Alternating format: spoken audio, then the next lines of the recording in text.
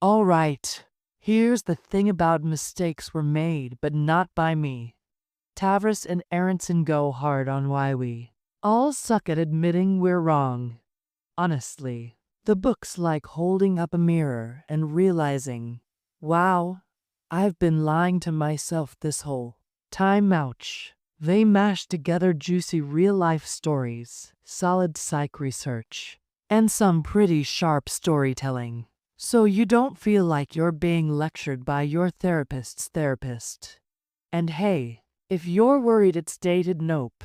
This third edition got fresh examples and new science, so it's not just regurgitating old ideas. The big idea that runs through the book is cognitive dissonance. That's Festinger's baby.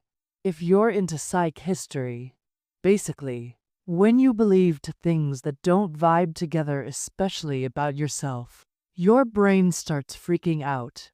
Like, we all want to believe we're smart, good, and generally not the villain in our own movie. But if something happens that makes us look like, I dunno, a jerk or an idiot, suddenly it's damage control. Instead of facing the music, most people start twisting facts, making excuses, or just pretending nothing happens, sometimes so smoothly they don't even notice they're doing it. It's not because we're evil. It's just human nature, according to Tavris and Aronson. The wild part, nobody's immune. Doesn't matter if you're a politician, a therapist, your mom, or that dude who can't stop arguing on Reddit. People will defend their choices no matter how dumb, just to avoid feeling like a loser. Take money, for example. Ever dump a ton of cash into some doomed project, then keep doubling down because admitting defeat stings too much? Welcome to the sunk cost fallacy. People would rather keep losing money than say, yep, I messed up. And memory, oh man, it's not a tape recorder. It's more like a TikTok filter. You remember stuff in ways that make you look better. Think about fights with your partner. Each of you swears you remember exactly what happened. But guess what? You're both giving yourselves a gold star and conveniently forgetting the dumb stuff you did. It's like your brain's running PR for your ego 24/7. Now, the legal system? Yikes. Self-justification there can get downright scary. Picture a cop or a prosecutor who's decided you're guilty before the trial even starts. Suddenly, every bit of evidence gets twisted to fit that story. Even proof you didn't do it gets ignored. And when the wrong person lands in prison, everyone involved clings to that guilty verdict because admitting a screw-up would mean admitting they're not the superheroes they want to be.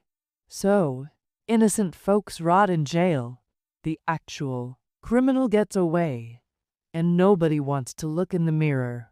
Politics, oh, don't get me started. People go to war over their favorite politicians, defending stuff they'd rage about if the other side did it.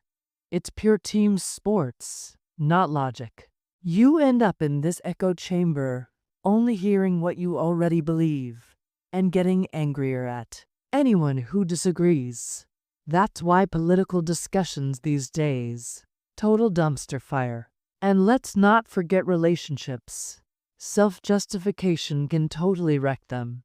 Over time, those little slights or arguments get twisted in your head until you're convinced you're the wounded saint and your partner's the villain. If nobody ever owns up to their part, resentment builds, trust crumbles, and boom, relationship over. By the end, both people are convinced they tried harder and suffered more. Classic. The book doesn't shy away from the dark side, either. Self-justification lets good people do bad stuff and still sleep at night. Turns out, most of us aren't as honest or as innocent as we like to think. Funny, but also kind of scary, right? Self-justification, man, it's like rocket fuel for defensiveness. It's wild by the time a relationship crashes and burns. Both people usually walk away thinking, well, I was the one who put in the work. I'm the real victim here. Classic. The book really doesn't sugarcoat the ugly side of this whole thing either. It digs into how self-justification lets people do seriously messed up stuff and still see themselves as decent human beings. Like, history is jam-packed with examples. Folks rationalizing torture, prejudice, even genocide. Yikes. Tavris and Aronson lay it all out. People twist reality by dehumanizing others, tossing around euphemisms, or pretending it's for the greater good. It's not just governments either. Soldiers in combat, they cope by convincing themselves the enemy's basically a monster. And when politicians justify collateral damage, it's the same head game, just with more paperwork. And hey, it's not just the big, bad stuff. Even stuff as innocent seeming as parenting, yeah, that's fair game. Parents can get weirdly defensive about the way they discipline their kids, or the schools they picked or whatever. Not always because they actually believe they were 100% right, but because admitting, wow, maybe I messed up, hurts like hell. Nobody wants to feel like a bad parent. So, instead of sitting with that discomfort, they twist the story until it sounds better. But here's the cool part. The book's not just doom and gloom. There's actually hope.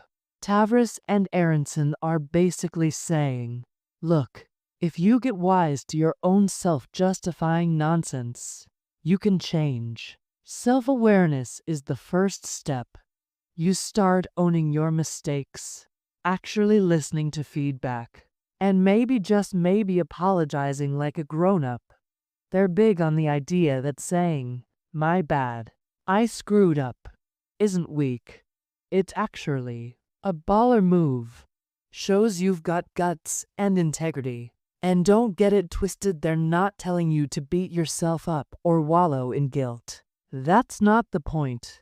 The real goal is honesty, not self-destructs.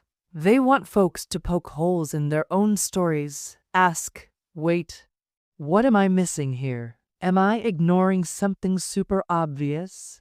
Stuff like that. It's uncomfortable, but it's where growth happens. The latest editions got all this new brain science and some juicy case studies ripped straight from today's headlines. Makes the whole thing feel extra relevant, especially now with the internet being a non-stop circus of misinformation. And my tribe versus your tribe nonsense. Tavris and Aronson call out how social media makes people double down on their mistakes. Everyone's busy curating their highlight reels and chasing likes from their echo chambers. So admitting you screwed up, especially in public, feels like jumping into a shark tank. No wonder people get defensive. They even wade into the mess of cancel culture and public shaming. Sure, calling people out can be necessary, but if you never let anyone come back from a mistake, what's the point? People just dig in their heels, get defensive, and nothing changes. The authors argue we need accountability that actually helps people own up and grow, not just roast them forever. Big picture, self-justification isn't just a me problem. It infects groups, institutions, even entire countries. It's like a virus. Leaders surround themselves with yes men. Nobody wants to rock the boat, and bad decisions just keep piling up. That's how you end up with corporate scandals, fudged science, or religious abuse scandals that get swept under the rug. Bottom line, mistakes were made, but not by me is kind of a wake-up call. It's a plea for more humility, more empathy, and a little less ego. If people actually took this stuff to heart, the world might just be a little less messy. Or at least, we'd be better at cleaning up after ourselves. Look, this book isn't some finger-pointing blame game or a let's call everyone dumb manifesto. It's more like, hey, let's open our eyes to all the sneaky stuff going on in our brains and maybe figure out how to outsmart it for once. Tavris and Aronson don't just drop stats and run, they pack the pages with wild stories and sharp insights that honestly slap you in the face with one big idea. Everyone screws up, but the real glow up happens when you actually own it.